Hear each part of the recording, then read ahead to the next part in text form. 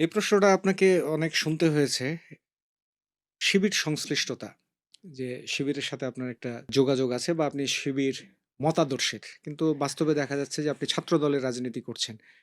এই ট্যাগিং বা এই যে আ আপনার নামে এই কথাগুলো বলা হয়, এটা কিভাবে ব্যাখ্যা করবেন? কেন? কারা করছে? শিবির শব্দটা কিন্তু ৫ই আগস্টের আগে তেমনভাবে ছিল না। এটা কিন্তু এখন আছে।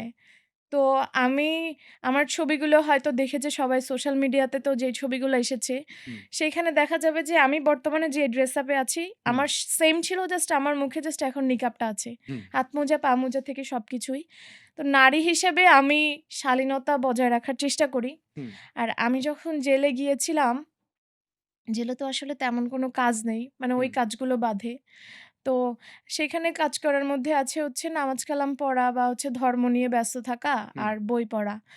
তো আমি জেল থেকে একটা শপথ করে বের হয়েছিলাম যে আমি কোনো ধরনের হারাম কাজে থাকবো না। হুম, এইটা আল্লাহকে আমি শপথ করে বের হয়েছি যে, "আল্লাহ, আমি যত কিছু হোক আমাকে সেফ রাখেন। আমি আমি হারাম কাজে থাকতে চাই না।" হুম, তো সেই দিক থেকে আসার পরে জাস্ট নারী হিসেবে শালীনতার ব্যাপারটা আছে। আর সবচেয়ে ঊর্ধ্বে যেই কথাটা, আমি একজন মুসলিম। হুম, মুসলিম হিসেবে আমাদের মুসলিম আইনে, শরিয়া আইনে যেই নিয়মগুলো দেওয়া হয়েছে, আমি সেগুলো পালন করার চেষ্টা করি। সেই দিক থেকে এই নিকাব পরা এতটুকু, আর বাকি জিনিসগুলো তো আগে ছিলই।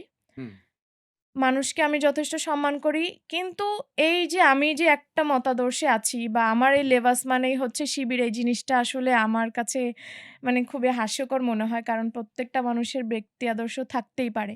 শরিয়াতেও কোথাও বলা হয়নি যে আমি মানুষকে আমার ইসলামের জন্যে মানে পুশব্যাক করব বা বিভ্রান্তিকর তথ্য হুম, হুম। ছড়াবো বা নারীরা হচ্ছে পর্দা করে ঘরের বাইরে যেতে পারবে না, এরকম কিন্তু আমাদের ইসলামে নেই। একদম সহজ ইসলাম, সবকিছুই সহজ। হুম। তো সবকিছু মিলিয়ে আসলে যারা এই ধরনের ট্যাগিং করে বা করেছে, চেষ্টা করেছে, তাদেরকে বলব যে আমি এরকম মতাদর্শের, আসলে আমি শিবির না বা এরকম কিছু না। এটা যার ব্যক্তি স্বাধীনতা যে কে কোন মতাদর্শ বা দল মেইনটেইন করবে। মানে শুধুমাত্র পোশাকের কারণে আপনাকে ট্যাগিং দেওয়া হচ্ছে? জি, পোশাকের কারণেই।